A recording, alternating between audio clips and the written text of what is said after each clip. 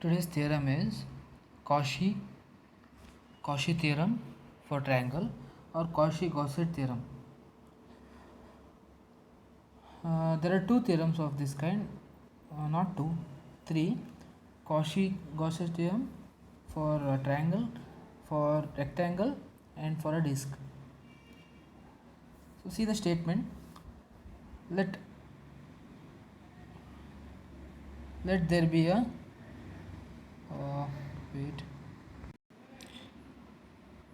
let the triangle symbol delta or delta symbol be the any triangular contour contained in D. Since D is simply connected, the interior of the triangle also belongs to D. Then prove that integration along that triangle or delta f of z dz is equal to 0. See that the symbol triangle or delta, whatever, okay, the symbol represents the boundary or this perimeter of this triangle. So what are the things are there?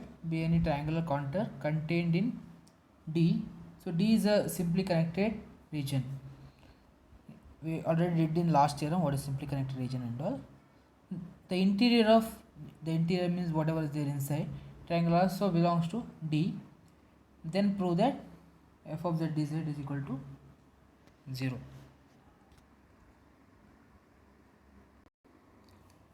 You may wonder why we already did Cauchy's integral theorem, which is for a closed curve.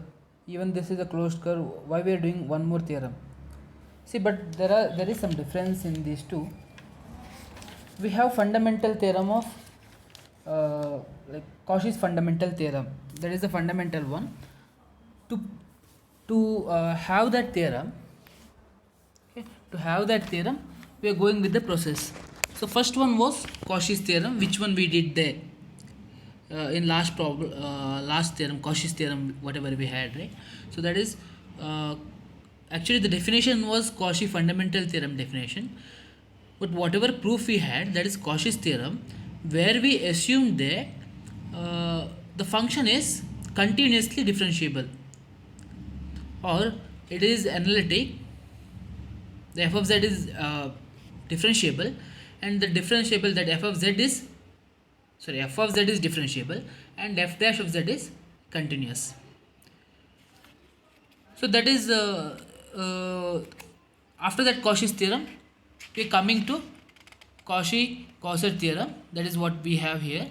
Here we are not assuming f dash of z is continuous. We are leaving that f dash of z continuous. We are just having f of z is analytic or f of z is differentiable at z naught. Okay, we have only that much in. We are assuming only that much in this theorem. So first proof will be for triangular picture or triangular domain. So we'll go for the proof. Suppose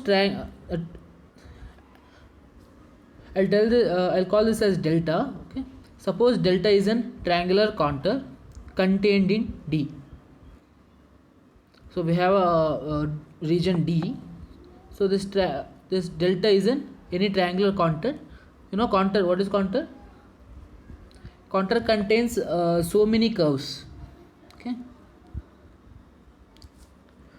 It's like, see here, this is 1, 2, 3. In D, since the region D is simply connected, therefore the interior of triangle belongs to D. So inside this also belongs to D. What we have to prove? We have to prove along this region triangle delta f of z dz is equal to integration f of z dz is equal to 0. So to get that, we are just taking this midpoint here and we'll join that. We'll take the midpoints and we'll join. In the beginning we only had this much. Now we took the midpoints and joined that. Just see here, to obtain the desired result, subdivide the triangle delta into 4 congruent subtriangles. That is, one is delta 1, this is the first triangle, delta 2, delta 3 and delta 4. Okay, then we have integration along this path. Integration along this path is equal to, or wait, integration along, start from here, okay, along this path is same as integration along this plus this one plus this plus this. When you add all this, the integration will be same. So we have taken it as equation 1. The equality 1 holds because in right hand side of 1, each of the 4 integrals can be replaced by sum of 3 integrals. How is that? So let's say we'll take this one. They told right hand side, this is the right hand side, so we'll take this one, first one, along triangle 1. So this is the one, right? Can be replaced by sum of 3 integrals taken along separate sides. So you can have an integration from this point to this integration plus this one plus this. So 3 are there, separate sides of the triangle. After taken along separate sides of that triangle. Okay, out of these 6 integrals taken along outer side of the triangles have a sum equal to f of z dz. So if you have 3 integration here, then 3 here, 3 here, 3 here, but if you just see there is 2 marks. One is here, 1 mark is like this and 1 mark is like this. You will add this region whatever you joined twice, one in this triangle and one is in this triangle. So when you add this up, these two are just in reverse direction and that middle one cancels out, right? So same thing happens here, same thing happens here. So the whatever integration you have taken inside cancels, and how many integration you will have? You will totally have 6 terms. What are they? One is this one, 2, 3, 3, 4, 5, 6. So total you will have 6 integration.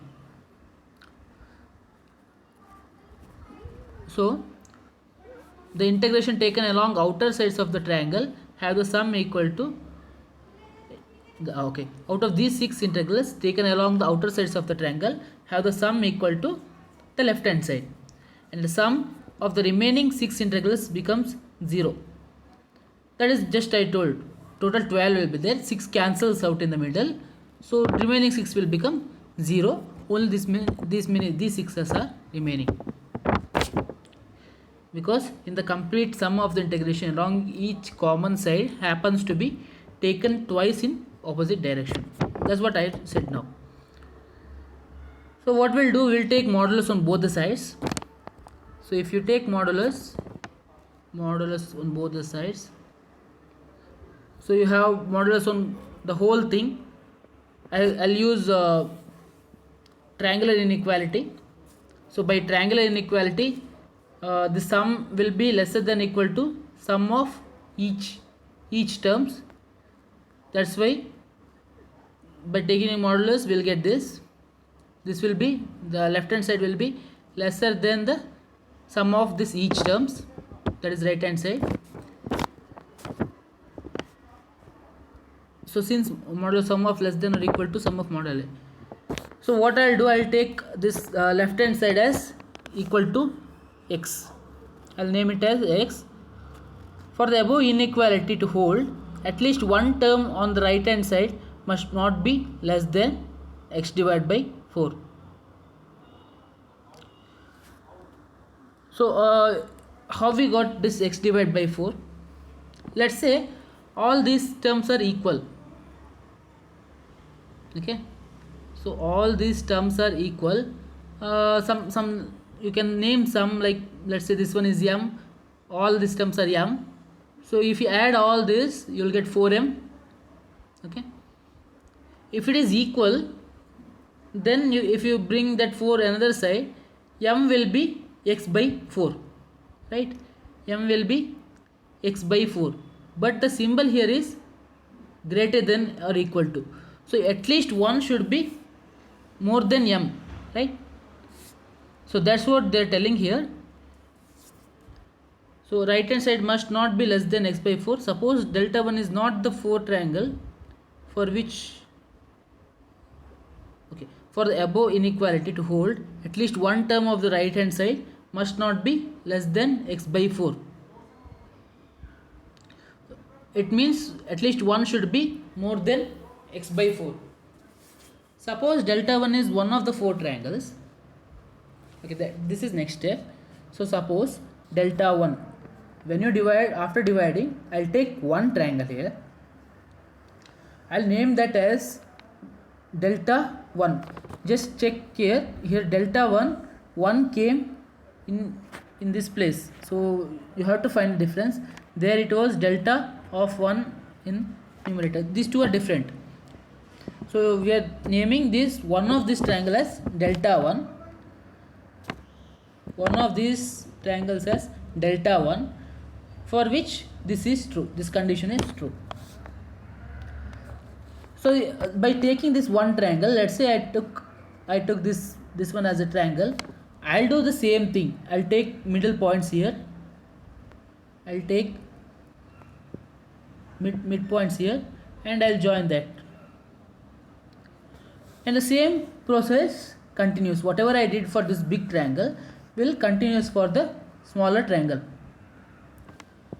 Just read this: dividing the triangle delta 1 into 4 congruent subtriangles by joining the midpoints of the sides of triangular 1 delta 1. Proceeding as for delta, there will be at least one triangle delta 2 amongst these 4 new triangles, such that delta 2, see this is delta 2 means we are taking one more point, and the same thing is true for that. Delta 2 is the smaller point, smaller triangle of inside the delta 1. So we'll continue this, continuing above process, like small triangle inside, we obtain sequence of triangle, that is delta 0, delta 1, delta 2, delta 3 till delta n. So if you have this type of like nest of triangles, there are some properties. What is that? Always delta n plus 1 is subset of delta n, because delta n plus 1 is the smaller triangle which will be subset of delta n. The next one is length of the triangle delta n is equal to gamma by 2 power n. You can take it as gamma n, where gamma is the length of triangle. Length of triangle means is perimeter that. So length of a triangle delta n will be gamma divided by 2 power n. Okay.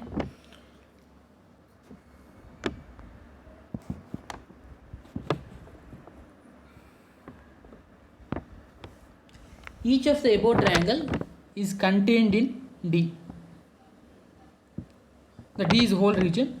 So like these are small triangles which will be there inside.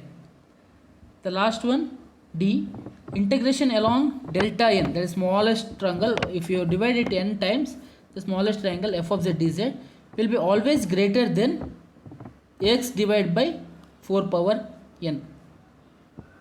What is x? X is integration, the whole thing. Okay, integration along whole triangle. So if you take small one, it will be always greater than x divided by 4 power n. Or we have just taken 4 power n to another side. I have just taken this 4 power n to another side. So 4 power n into this term is equal to this. That is nothing but x, right?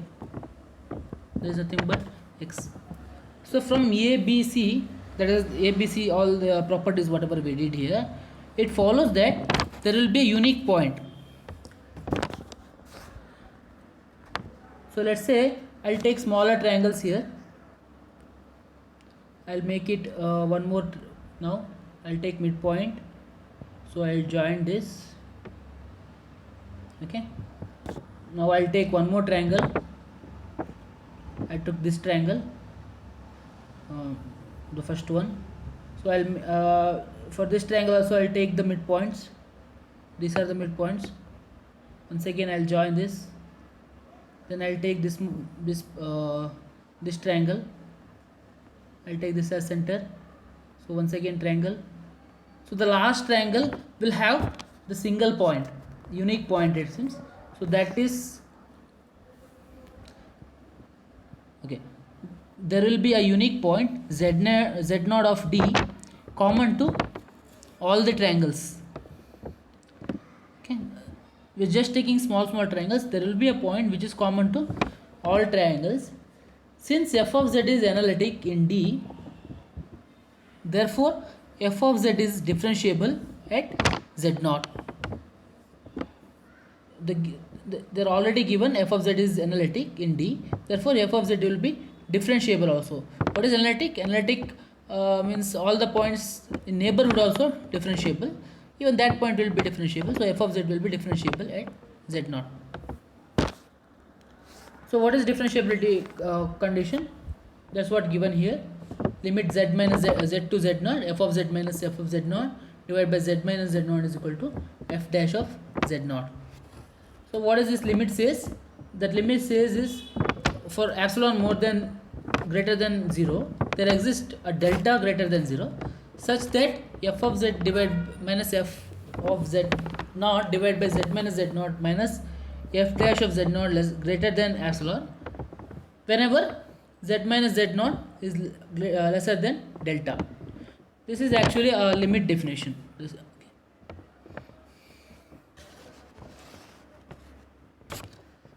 Since z naught is common to all the nested triangles and the triangles become gradually small, as n grows the triangle goes on becoming small, gamma n goes on decreasing. What is gamma n? It is length of the triangle, okay, or perimeter of the triangle, tends to 0 as you divide small parts. That is, when you divide n, when n tends to infinity, gamma n, the length goes to 0. Therefore there exists a positive integer n such that for all n greater than n, all the triangles delta n are contained in the circle z minus z naught lesser than delta. See, this is epsilon delta condition for limits.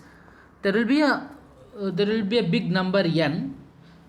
After that, all the points are inside this. Whenever z minus z naught is less than delta, this will be less than epsilon. So now, taking f of z minus f of z naught divided by z minus z naught minus f dash of z naught is equal to nu of z. We are just taking this. Then multiply this to whole equation. What you will get? F of z. I'll take this to another side. So f of z naught plus z minus z naught into f dash of z naught, z minus z naught into nu z. We have nu z is lesser than epsilon. Why? See, nu z is less than epsilon because of limit. This is what is nu z? This is the one. So actually, if you have limit n tends to 0, this whole thing should becomes 0, right? That is n nu of z tends to 0. Or when z tends to z naught, nu of z becomes 0. So nu of z will be lesser than epsilon or very small. When it limit tends to 0 or limit z tends to z0, this nu of z will become 0 whenever z minus z0 is lesser than delta. Also, we know that distance between any 2 points of a triangle cannot exceed its perimeter.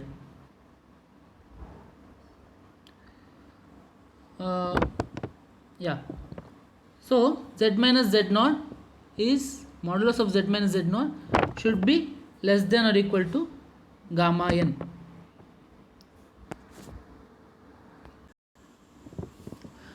That is common if you have a triangle. Okay, take any point in the triangle. Its perimeter means one round full. So if you take any point, it cannot be more than that. So if you take a point here, it cannot be greater than this whole thing, right? So that's what they're saying.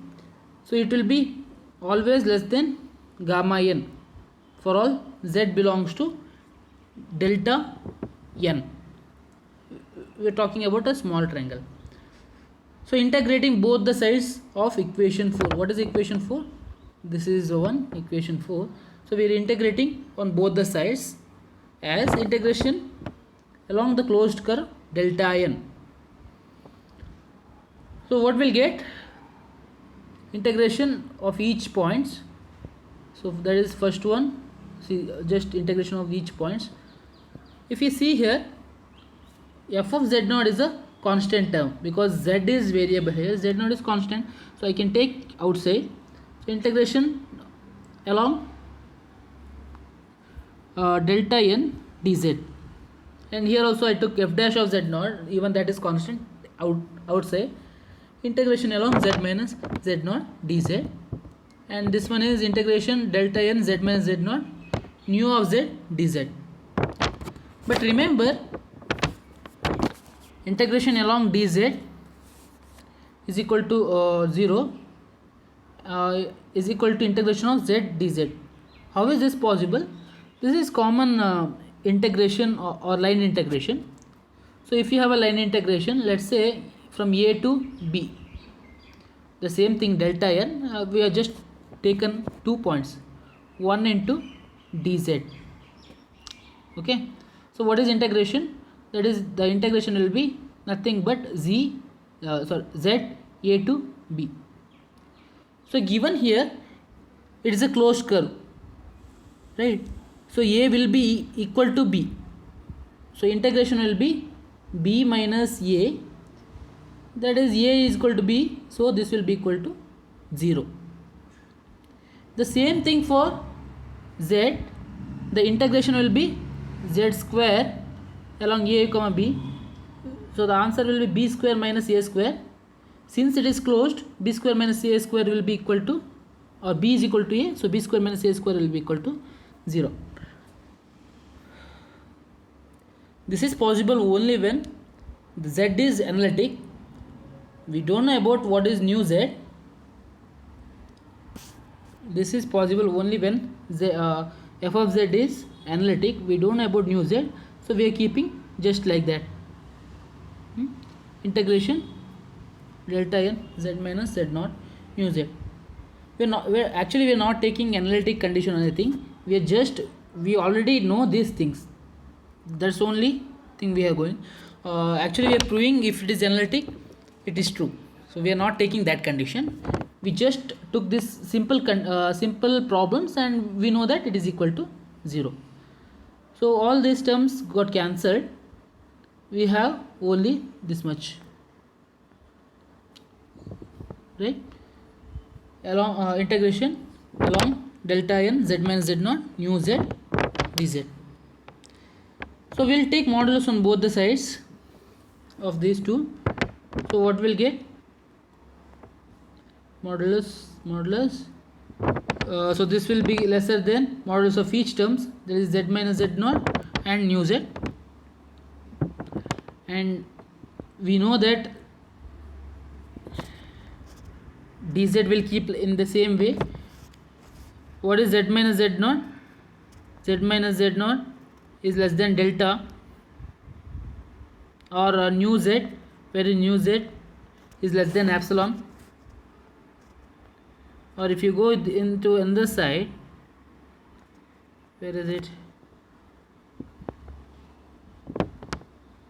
Nu z, okay.